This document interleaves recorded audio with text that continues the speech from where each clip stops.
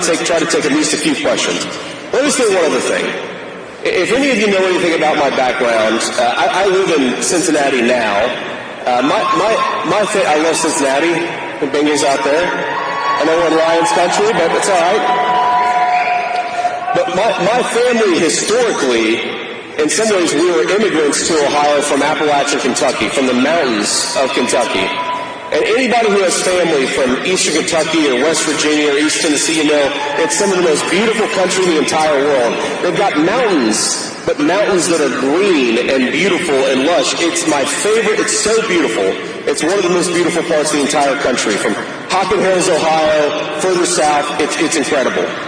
But here's why I talk about this. One of the things that bothers me, and you heard this in the intro video, is when people say that America is an idea. Well, America has great ideas. Our Constitution was founded upon great principles, but America is not just an idea. Because in southeastern Kentucky coal country, there's a plot of land that my wife and I own, and it's got a family cemetery on it. And in that cemetery are people who were born around the time of the Civil War. And if my children are eventually buried there, as I hope they will be, there will be 7 generations of my family connected from the Civil War all the way to the 21st century. And there are people in that cemetery who fought in multiple American wars. There are people in that cemetery who raised children, who built a life in this country. We are not just an idea, ladies and gentlemen. America is our home.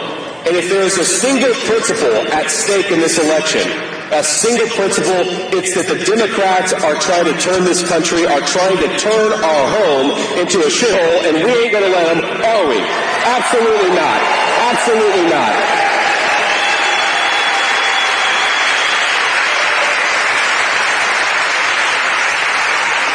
So I want you to remember this as you're doing your work, and I have to be careful here because I know this is I don't want to get in trouble. I'm not allowed to do electioneering. I'm not allowed to tell you who to vote for example, but you probably guessed who I want you to vote for president. But what I can say is get out there and do everything you can to help take this country back.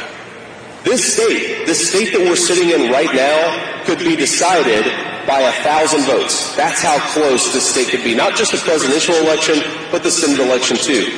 That's true in Pennsylvania. It's true in Wisconsin. I think in Ohio we got things locked down, but we need as many people to help and do everything that they possibly can.